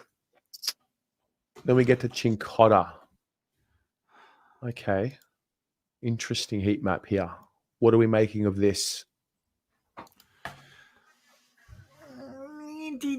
Right. This one blags my head. So we're up to the second what the fuck happened, Voss, with Pom. This one I don't understand. Don't understand. So, pre-game, I thought we were going to see him maybe on Dacos. I pandered that plan, put him on Pendlebury and wind them up. And then he was kind of on this, attack Bobby Hill route. So that's where he played predominantly. And then he kind of was be the extra around stoppage, but not do anything. And I watched this game and I was like, okay, if he's not there to be tagged, my next question is why are you playing Boyd? Because then Boyd played in a pure Chincotta role, which was get the ball and try and take the game on. And you remove Boyd's kicking, he's just a footballer. But this guy is probably more physically demanding. He felt really bizarre. I watched this game and I was just like, who told you to do what you're doing and why the fuck are you doing it? Because you're quick, you can take the game on, you're quite good defensively, you've got a bit of nous about it. It felt like, honestly, you know how I viewed this game, and I wrote down in my notes here, right? He's Colin. And when people go, who the fuck's Colin, Pom? In the UK, we all have a Colin. And it's the guy that just gets in the team because he's the only one who's got the driver's license. He always buys the beers. He's just there. He's just a fucking nice guy. A specialist nice guy, because you need 11 people to play. So you just bring in the specialist nice guy. Yeah. And it felt like he was just there. And that, to me, is the biggest insult to Cincotta. Like, give him a role. Someone else. It's a waste. Like, Voss says, use your weapons. What, his weapons are... He's just there, is it? I'm not sure what he's doing and what we're doing there either, if it's not a tagging role. 100%, I'm against tagging every game. What's like, that? Full caveat, I'm against tagging every game. Like, to me, if you want to send a message, we're not good enough, having a tagger every game is it. Yeah. Like, I think Hewitt is the tagger. Tell you for why, that was how Sydney used him. If we need someone, your role changes. So that means use him to his skill set. Like, I would have rather have seen, like, I'm going back to pre-season now. It's him or Boyd for me. In this setup, him or Boyd. Right. Because I felt like we had 4 players on the ground this week who were playing the same role. You go back to where he played his best footy, and that was Boyd's role. Wow. Look, far too good to be a better-looking version of Jack Carroll. Yeah. And that's what he was. Does the Chera injury and maybe the Cottrell injury open up another role for him, or was it just now assigning him to another different role? Like, he's a bit of a Jack Silvani at the moment. Whenever we need, he'll do it. Kennedy's got to come in for one of them. Like, has to. Like, I don't know what Kennedy's done at training, what he said, what posts he's liked on Instagram, but I can't even comprehend. Said it at half-time. I think John Holden will back me up. I was excited when Chera went off because I was like, this game's made for Kennedy. He was like, the first 2 passages of play, he set up a goal and we missed the next one. And I was like, it's so obvious. This role here, it's really interesting. Is this the role? They like him around stoppage. Is it the Arazio role? Put Boyd back on the wing. Cottrell's gone now, so you've opened that wing spot up. And play him because he's got the engine to run 12, 13 Ks. Right? Right. So play him as that kind of like extra around there. When they bring an extra to block Cripps' run, Cincotta's there. He's the enforcer. And if we need to tag, we take him away from that role. But I don't get it. Like, I genuinely, I was watching this game and I like Pom Cotter, right? I really, really like him. And I was just like, what a fucking waste of this guy's talent. Like, what a fucking waste. Something's got to change. Something's got to evolve here. Yeah. So, and then when I watch Nick Dacos do whatever the fuck he wants, Pendlebury doing whatever. Like, Pendlebury started giving me Gibbs vibes at half time. Like, I was half expecting our cheer squad to start celebrating if he kicked a goal. Cheering off. I was like, yeah, do you know what I mean? I was like, maybe fucking Cincotta's there to fucking carry him off. I don't know. Maybe he's the only one strong enough. I was just like, the tag was there.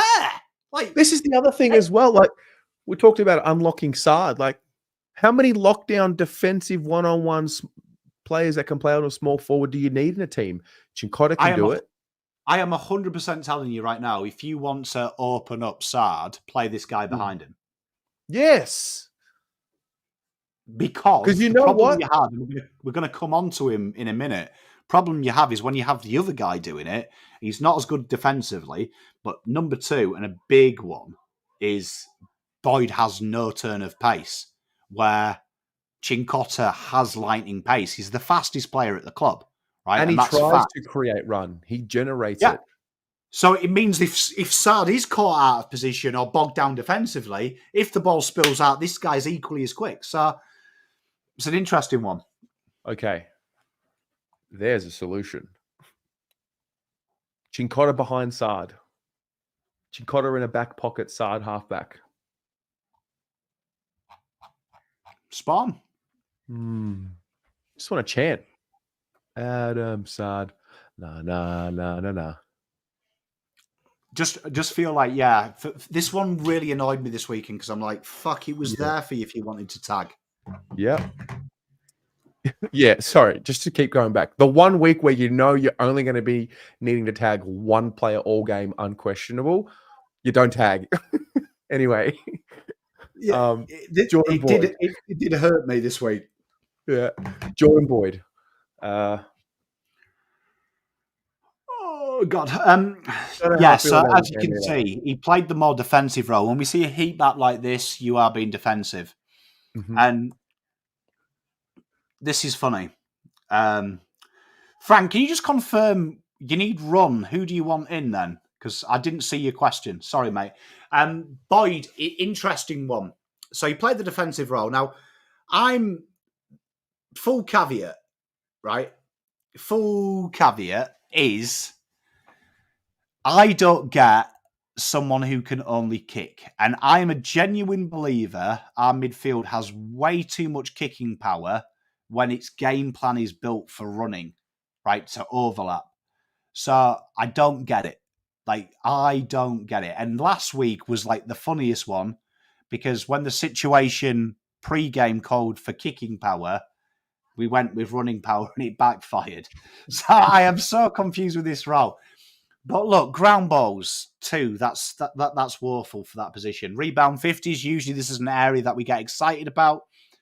The defensive half pressure acts. These are really key pillars, particularly if you've got someone aggressive. And remember, you saw Newman almost halfway up the ground in this area here, and this ruined Ollie Holland's game because Carlton saw that they started to target Boyd with Bobby Hill. Do you remember he famously goes and talks to Nick at the front of the cheer squad instead of defending him? Mate, I could. That's just a lack of concentration for a moment. And he wasn't the only one that did it. I forgot to mention earlier, Charlie Curnow on his first set shot smiled. I think Billy Frampton must have said something, and he smiled as he was about to take the kick. There were little moments like that where it was just a lapse in concentration, and it's just not going to cut it at this point. Yeah, and seeing as what we said about Mr. Sard, this guy's one wood, his one skill is his ability to hit a target. There's no getting away from that. Mate, it's beautiful. So that means you've got to play him in the pocket. You've got to hide him. You've got to hide him. You've got to have him in an area. And that person who was hidden this week, Adam Sard. And you're asking Adam Sard to run 20 meters before he even kicks it then. Like, it should have been switched. I want Sard in this position because when the ball is loose, one, he's elite at ground ball gets, but two, he's fucking quick. He'll take off. It felt weird. And I didn't quite get it. And I was watching this game and I just thought, this was. I wonder what would have happened if Chera didn't get injured. I wonder what would have happened. Like, would it have been Chincotta goes here and plays that more defensive role and takes it on? It's an interesting one, but this was Boyd's worst game for a long time. Yeah. So he gets a 4.5. As we then move to Adam Chera, who thought it was looking okay before he got hurt. He did hit the 25%, so we get to pick on him, which is always good fun.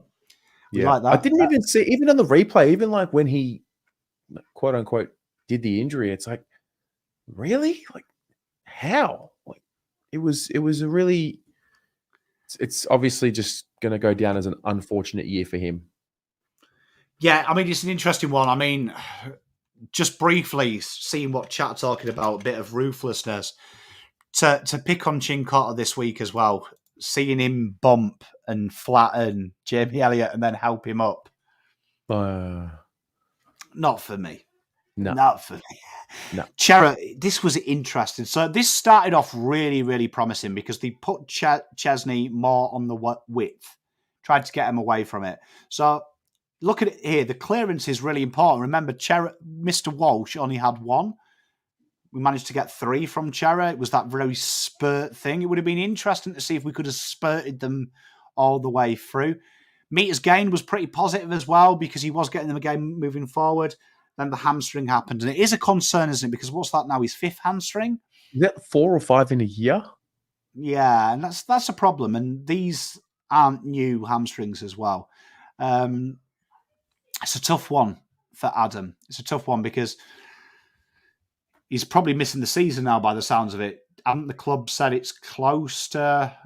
Has the club confirmed? I know SEN was saying that they believe it's high grade, so it's the same as DeGoey. Oh, wow. Well, Nathan Buckley was talking about it. It happened to him later in his career, and I think it happened to Darcy Moore in their 2018 year, and they ended up not playing Darcy Moore in the granny.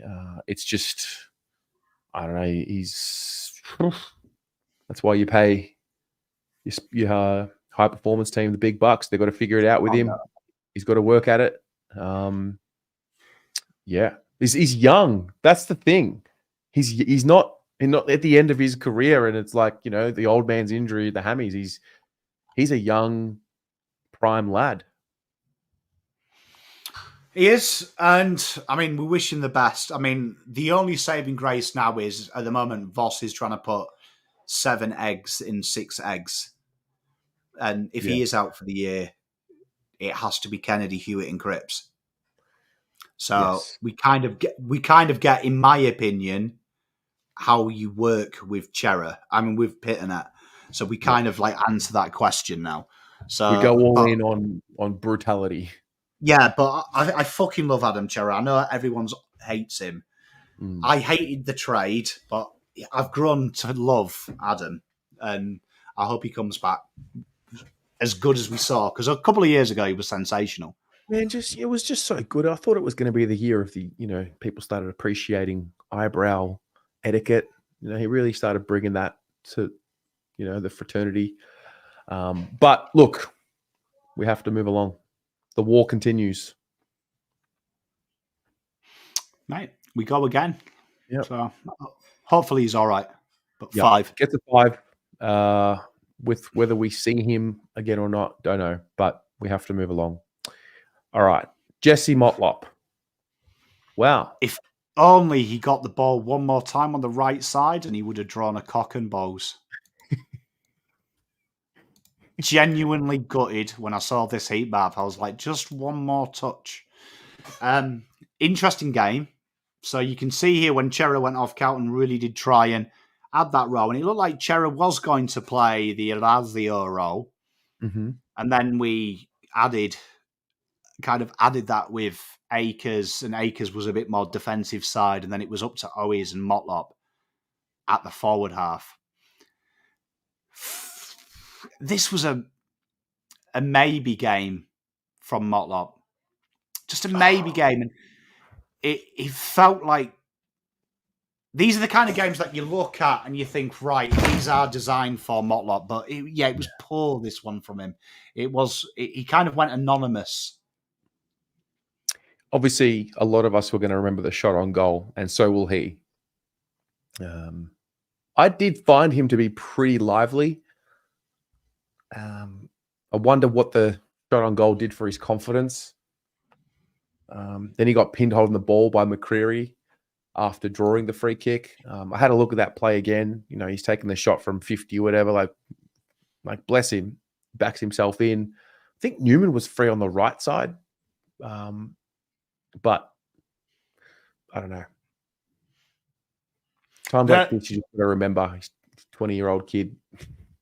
Yeah, the miss, it felt immaturity because he gives us the fist bump as he comes up with a mark, and it felt like he'd spent it before it earned it. Mm-hmm. Felt like psychologically he was like, okay, I've kicked this. And they're the differences between the great. Do you know what I mean? Put it away. Like, okay, everyone did your job around you, but I'm a big Jesse Motlop fan. He's just got to start owning the moment because there's a lot of talent here and he needs to do it. No. Gets a 4.5, and then we get to Matty Cottrell. I still don't know when he exited the game, and I've watched the replay. It's so innocuous. Is it weird that Cottrell and Chera have both been injured in this game, or is it just a wild coincidence? Because they've been subject of a lot of discussion. Are you roaming into the conspiracy theories that Tupac didn't really die, he just wanted a rest? Yeah. Fucking. Well, I mean, it was early doors, so I mean, he played 33% of the game time, but you can kind of see here the difference between him and Chera, right? That Chera was kind of impacting, and you can imagine that if we just times his numbers by 4, Mm. Chera's, it would be quite a decent game. Cottrell, you can see here that if we times this by 3, it's still going to be quite depressing reading, to be honest. And this role started as a traditional winger's role, traditional Acres starting position. And you really did see the difference here. And he got himself into some great positions, but his use was a bit poor. His entries, he looked really nervous to make the entries as well. Like these entries where you see Acres, when in doubt, he kicks it onto the goal square. That one entry, like, just made the 50. It was like a real shallow entry. It was a real interesting one. A man that found a bit of form a couple of weeks ago, but other than that, has been really poor. And he probably has done Voss a favour here because I think it makes it easier now that Walsh and Ollie will probably take them wing spots. Yeah. Can I ask, what did he do? Like, what was the injury? Well, I think I'm guessing it was soft tissue because he was holding his back underneath his bum. Right. Okay. Well, gets a 4. It's a tough one because he barely played, but it is what it is. Shoulder, evidently. Shoulder. Okay. Then we get to Matt Kennedy. Oh, yeah, he got that massive bump, didn't he? Yeah. Good call, chat. Well done. It's all coming back to me now. Yeah. This guy came on and, yeah, sensational. Sensational. No fucking about. 230 metres straight away. He got the mandate. He was hard at it. His ability as well to just be that tall height in the middle. One of the few players, look at them 4 blue dots back half of the ground to the right. They were all leads from kick-ins. Like, he got it and was like, okay, cool, I'm going to come here and be the target. And no pissing about with him. This is what I love about him. His role up forward. He kind of answers. It's a weird one. I'd love Voss to like just say this in secret and tell you what he's trying to think. But you can tell that he's got 3 midfielders, and then the 4th and 5th have to have other jobs. Yeah. Kennedy's work at half forward is absolutely sexual. Like, he's probably good enough to be a half forward without the midfield time. I don't quite get it. And Damien's spot on. Like, the guy played with a fucking skirt for an entire quarter and still took the piss. Yeah. Well, this is his position.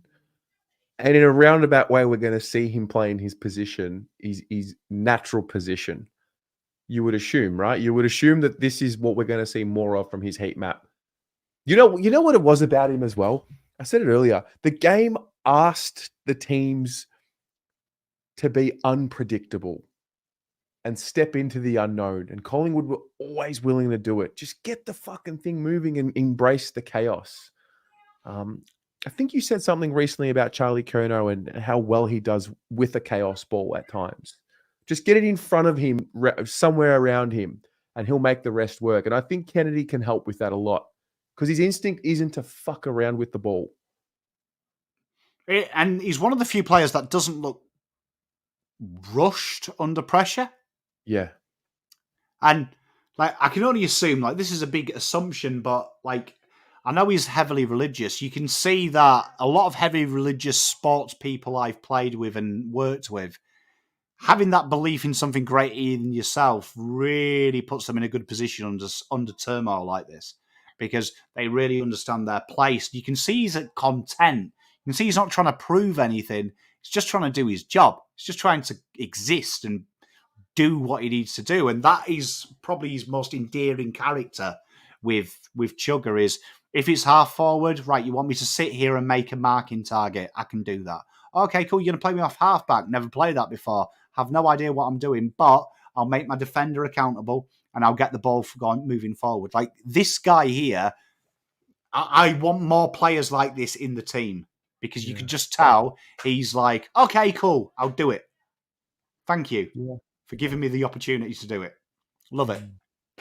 Doesn't have the pace, but has the capacity to run out the whole game. Yeah. Yeah, never gives up. He's got a warrior-like ambition. So a 6.5. He looks like he's got good bants as well. Just quietly, I reckon he's fucking hilarious. I reckon he would be too. I don't know what to do with my hands. I just reckon he's funny. I don't know it, but I reckon he'd good bants. Yeah. So without having looked at the team, I'm going to bring it up with the next slide. Chat, what have you felt? Because I thought it was going great, honestly, until we hit the half forward line onwards. Like genuinely half forward line onto the bench onwards. I thought it was going well. That's my my feeling so far before we look at the team. So let's see what that means. This is it. Often we see this as well. Fucking hell, man. It just dies after the wing. Like we get to Harry Mackay and it just stops. Yeah, and you look up to that point as well. Do you know what I mean? There's way too much red for starters. Like, your Blues are in desperate possessions as well. Like Cripps being blue and Hewitt is good, but it's also a negative. It means that they're under the shit as well. Like, can you see there that no one's blue that potentially can win you a game, with the exception of Cripps, but Wheaterin's going to win you a game because he stopped all the shit you've been doing ahead of him, and Hewitt is Cripps' number 2. Ryan and Melissa Brooks, I literally said the same. I'm like, and we almost pinched this with a kick after the siren, with Harry and Charlie both in the red. I don't think we'll see that again for a long time. Terry's the share song here. He believes. No, but look at it, man. Look at that. Look at the profile of those ratings, and we've lost by a kick after the siren. Very poor. It's very poor. It like honestly that it. But again, the Blues and the high ratings are definitely where you can maybe wrestle control back, which is a big part of that. But right, Albert, I think, nails it. Like, our big issue when Voss talks about defence, I don't think he's on about the defenders, and I never have done. No. I think it's mid-forward. It's mid-forward. Yeah. And you look, when we come to the team profile, you can see, like, it is a smorgasbord of WTF. When the forward line all commit to the defensive side of the game, and the midfield, I should say as well, mid-forward, and we give our defenders a rest, that's when we're at our most scariest. Yeah. We're at our scariest, yeah. And I always get worried when you've got like high greens at half forward, and then your forwards have got reds. Because it's like, if they're having good games, you should be in a blue. Philosophically, right? Do we really want to be a running team out of defense? Is that what we want to be? Because I'm looking at this team and I'm like, okay, apart from Saad, who's running that ball out of defense? Well, I mean, I think, I know people hate it, but that wing kick just makes sense because you bring the ball to ground, it's halfway there, you create the stoppage, you get the game moving forward. A lot of our goals are that way. You need it as an option, though, to be able to do it, because you see when Carlton go through the corridor, it's quick, it's sexy, you all get up and about. Long term, I think what we're looking for is that just ability, Terry, to lock. The quickest thing we can do is be able to lock the ball in the forward half. And you look what was successful in Foss's first year was our defence got breaks because we could lock it in the forward half of the ground and then win stoppage out of there and create repeat stoppages. At the moment when we do that, it comes out too quickly. Then we're caught out of position. The defence have to have blues. Like, Wheaton has to have a blue here. Like, the reason the game's short, so close, Jacob Wheaton. The guy was sensational at times. Okay, it's a real pickle. Ooh, it is a real pickle. It is a pickle. So this is us. You're way too good to everyone. This is every quarter. This is the breakdown of every single quarter. So we kind of didn't get that forward half game in the fourth. Yeah, and you can see like the wing kick, like what I was trying to explain to you last week. It's so normal. It's so normal, and you can see there. Look, that the second quarter. What happened in the second quarter? What happened in the fourth quarter? You can see that Carlton did exit down the right or the left, depending on where they were. It's a common thing, but you can see the big thing is in the quarters we did well, like particularly the fourth. Look at how high up we played. We backed our forwards to make that tackle. And that's why I said Wheatering's so important, because when the ball came over, if Wheatering misses that, it's the Will Hoskin area goal in the second quarter where he was on his own out the back. If he misses it, you're fucked. But this is the breakdown. The differentials kick you in the dick, right? Because we don't often see this. Usually there's green and reds, which we can kind of ascertain what the fuck we were trying to do. When they're yellow, what that's telling you is we didn't know what the fuck we were doing. Right. There was no definitive area of strength. And the big worry of the difference between the two sides was how far Carlton's defensive half's gone. Teams have worked out, put pressure on Carlton's back half movement, put pressure on Carlton's stoppage, and both of them have to be sisters. If Carlton start losing faith in their ability to win the stoppage, it puts a lot of pressure on that exit ball out. And then it puts pressure on the ball being won in the second and third efforts, because Carlton sit back. And then you can kind of get a bit of control in the game. And that's something that the Blues, over the next 3 weeks, are going to have to just go, right, you know what? We're going to fucking win. We're going to win that. We're going to back ourselves in. And I want to see Kennedy. I want to see Cripps. And I want to see Hewitt 90% this week around that ball and float whoever you want. And it's time for Lidge to become a midfielder in the absence of Chera. I like it. All right. The Horizon Finance Group player of the game is Jacob Wiedering with a 9.5. He was nice to see some of a twat there other than Cripps, to be honest. Well done, Jakes. Yeah, that's a good point. Chat. All right. Who is going to be the riser of the game? The player who scored the most above what they were expected to score. I'll give you 30 seconds. You know what? I'll give you 30 seconds and I'll play the Horizon Finance Group ad and I'll take a drink of water. How about that? I'm Nick Horsburgh. I'm the director of Horizon Finance Group. I've been in the automotive industry about 20 years now and brokering for the last 7 years. I started Horizon Finance Group about 3 years ago. I've got a passion for really helping people. So if they've got a bad credit rating and have been previously knocked back, what I really enjoy about the role is being able to give them guidance, put them in a position where they've got better financial practices and get them their target of getting a loan for them. That's really rewarding for me.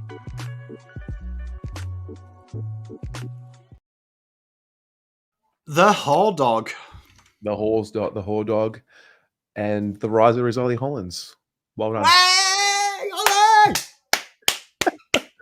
Well done to those of you who figured it out. Hey, a lot of the girls got around old Ollie. Oh, Deb, Masodioni, and a lot of the girls are giving a bit of the Ollie love. It was good. It's good to see him work his way through it. Bit of a reward for the faith and the effort. Cripps is the leader of the Horizon Finance Group Player of the Year medal. I've done this a long time with you, Terry. Would you agree? Yeah. Would you agree? Most underrated season ever, Patrick Cripps. Yep. Well, underrated to who? I think even by us. I think he has been sensational this year. Like, I think this is the best Cripps. Like, this is better than Brownlow Cripps, baby. He has been better for longer. So 2022, he had, I think, 5 out of 7 in the first 10 games. He had 3 votes or something like that. I think what we're going to see is a lot more of an even spread around the year. There are very few games so far where he hasn't featured in the top, half a dozen to 10 players on the ground. Like, yeah, that fourth quarter this week, you just want to fucking wrestle the twat to the ground, just lick his forehead. Yeah, man. You've got an 8.8. And it's so weird because it's like you play like your leader, right? It's like he's lifting, he's doing his thing. You got Wiedering doing his thing. I think we really missed some force and leadership in our forward line this week. And in a really weird way, there's two of them there that can share the load and share the responsibility. So it should, in theory, be easier, but that'll come. He's got a bit of swag. Yeah. So that's that. Hopefully he is all Australian with Wiedering. That'd be nice. Now, all things being equal, we're going to take a look at what hurt us the other way, because it is important to know. So let's take a look at Pendlebury. Wow. He was adjudged the second best on ground by the coaches' votes. Got a 9.5. So what made Pendlebury so great, Pom? Big thing about Pendlebury is probably something that Carlton probably haven't had. And that's his ability to finish off the work from what everyone else brings. And quite often, this is something Voss needs to answer. Why don't we play Walsh like Pendlebury played this week? Hanging out the back of the stoppage, someone else wins the ball, they get it to him, he distributes play. That was Cherra's role at the start of the year as well. But incredibly, I mean, he had a 400 game, didn't he? A 400th game. Like, this was a procession. And you know what? As much as I hate Collingwood, I respect the game far too much, and I respect the game more than the rivalry. An absolute champion of the game. And it has been a privilege of learning the game and learning a lot from watching Pendlebury play. So let's break it down, because he and Cripps ultimately did go head to head. That's what happened. And what you saw, and I think it's been forgotten about, is that you just saw two champions. It kind of reminded me a few years ago when Dangerfield and Fife went at it. You saw two champions of the game just head to head. Cripps had his moments and he lifted. Pendlebury was the same. There was a moment in the fourth quarter we were on the run. Can't remember if we were only a kick down. Pendlebury steals it in air. He read the play. The handball was coming over the top and he intercepted it. And I was like, fuck. It's like we're going to have to wait for him to retire before we start beating Collingwood. Like, he's just got that aura on the field. He's got a bit of calmness about him. Yeah. A bit of calmness about him. And you can see why Dacos and players like that have totally flourished around him. Because, I mean, fuck me. Like, just watching him with the ball, everyone's saying the same thing. He slows down time. Like, I'd fucking feel safe with Pendlebury, which annoys me because you got fucking Cripps. And I'd feel even more safe with Cripps because I'd be like, anyone hits me, he probably breaks them in half. So I'm pretty safe here. So it's a bizarre one, but two players that play totally different ways. Cripps, brute strength and ignorance. As a Northerner, I'm turned on by Cripps because that's what I like to look for. But there's no getting away from it. This guy is special. He's garlic butter, isn't he? With cheese. Cripps is what's that Italian bread? Italian ciabatta? Bread. Ciabatta. Yeah. Cripps is a good ciabatta. Okay. This garlic butter. That's good. So who else? Want to look at Hoskin Elliott? Oh, really? Pendlebury I can cop. Honestly, Pendlebury I can cop. Dacos I can cop. I can't cop this. Yeah, so obviously the ratings look, for a guy that played at the wing, obviously it helps warp your stats when you get played as the third forward. But 2 goals, 11 score involvements, like, do the maths. How many goals they kicked, how many score involvements. Gave Carlton a lot of trouble. And ironically, I was speaking to a few Pies fans before the game. They were like, this guy's our winkling, get rid of he's fucking useless. And I was like, fuck me, here we go. Why is it always the other team's whipping boy? Like, why is it always got to be that type of player? Well, you asked for the algorithm to find something that beats us. The attacking wingman invariably causes Carlton chaos, particularly a tall one. Particularly a tall one, because it's just a ghost. Ghost from the wing to half forward, and Carlton don't pick it up. It plays havoc with our zones. And quite often this guy found himself on Nick Newman, on a smaller player. But this is where I asked the question, you preferred Cottrell over Akers? Akers running with this guy would have probably helped. Okay. And finally, Nick Dacos. So I guess this is, that's the heat map you kind of want to see for Sam Walsh, is it not? Well, you did see it. You did see it. It was just the other side of the ground. And because Carlton had made a diplomatic decision this week to attack the right-hand side of our ground, Yeah. because that's how how they go. They've attacked the same, because you inverse this, it's the same area. Carlton have been clever and adjusted their plan to meet them head on. Some misconceptions in this game that you've seen about him. The biggest one that winds me up about Nick Dacos is contested possessions. The guy wins contested ball. It's the same contested ball as Patrick Cripps, both of them leading on the ground. This is the big thing, though, right? And this is where something Carlton have got to look at. And this is probably the next development of Hewitt and Cripps. One of them's got to be this guy. The score launches, they don't get score launches from Darcy Cameron, is the anomaly. He's not a very good ruckman. He's good at the ruck part of it. It's the other stuff he can't do. The ability for him to always be that score launch, that kick out and kick and hit targets, really, really strong. Was strong with the defence as well. They read the memo, beat Carlton around stoppage, make it hard for them to have that run and stun. It was a big part of it as well. It was a tough one to watch because at times I felt like Nick Dacos did what he wanted. And them red areas, if you've ever criticised and said, Nick Dacos is soft, I wish Walsh was soft. I wish Walsh was soft like him. Because his ability to do what looks soft, back out of contest and find space, if we can add that to Walsh's game, fuck me, we're good. Yeah. Fuck me, we're good. His ability to not be sucked into the target is incredible. It's a hard thing to do. He's got the football instinct, doesn't he? So hateable as well, but man, respect where it's earned, man. Yeah, he's great. Yeah, he's going to be. Mate, you've got it. You've got it. I mean, rivalry aside, incredible footballer. No, listen, we're going to be talking about Nick Dacos. If Nick Dacos rang me up now and said, "Pommy, look, mate, I need to come to the Blues," I would be doing everything I could to facilitate it. Let's put it that way.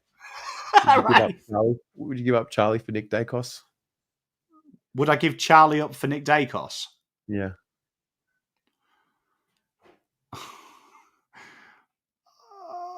I don't know.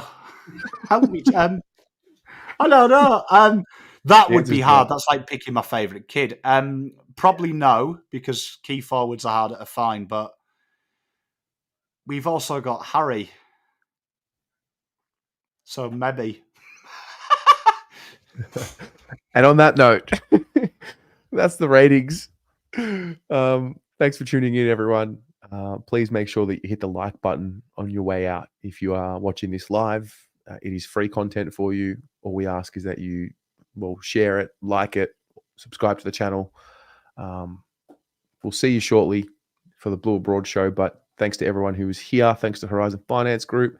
Thanks to Pommy for being here as well. Mate, it's good stuff. It's always good to really deep dive into these type of games. I'm excited. We got a quick drink break. Come straight in to do it one final time. Yes. So we'll see you soon. Go Blues. See you in 5-10 minutes. Blues.